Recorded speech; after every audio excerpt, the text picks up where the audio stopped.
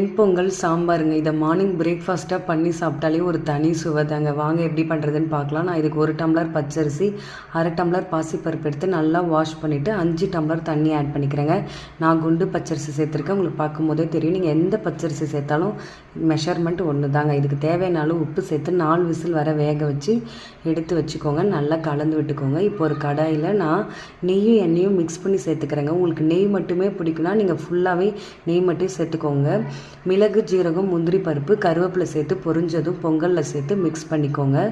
இப்போ சாம்பாருக்கு 1 டம்ளர் துவரம் பருப்பு, 1/4 டம்ளர் நான் பாசிப்பருப்பு எடுத்து வாஷ் பண்ணிவிட்டு 3/2 டம்ளர் தண்ணி ஆட் பண்ணிக்கிறேங்க. ஒரு மீடியம் சைஸ் வெங்காயம், தக்காளி, 3 பச்சை மிளகா, 6 பல்லு பூண்டு, 1 கத்திரிக்காய் ஆட் பண்ணிக்கோங்க. டேஸ்ட்டு நல்லாயிருக்கும். கொஞ்சமாக மஞ்சள் பொடி, தேவையான அளவு உப்பு சேர்த்து நல்லா வேக வச்சுட்டு கடைஞ்சி எடுத்து வச்சுக்கோங்க. இப்போவே இதில் தேவையான அளவு தண்ணியும் நீங்கள் ஆட் பண்ணிக்கோங்க. ஒரு கடாயில் எண்ணெய் சூடானதும் கடுகு, உளுத்தம்பருப்பு, சோம்பு ஆட் பண்ணிக்கோங்க. இதுலேயும் வெங்காயம், தக்காளி வதக்கி சேர்க்கும் போது டேஸ்ட்டு இன்னும் கூடுதலாக இருக்குங்க. இதில் கொஞ்சமாக பெருங்காய பவுடர் சேர்த்து நம்ம கடைஞ்சி வச்சுருந்த பருப்பையும் இதில் மிக்ஸ் பண்ணிக்கோங்க. இப்போ நல்ல ஒரு கொதி வந்ததும் இதில் கடைசியாக கொத்தமல்லி தூவி நீங்கள் சூடாக பொங்கலுக்கு சாப்பிடுங்க. டேஸ்ட்டு அல்டிமேட்டாக இருக்குங்க. இது கூட ஒரு மெதுவடையும் வச்சுக்கோங்க.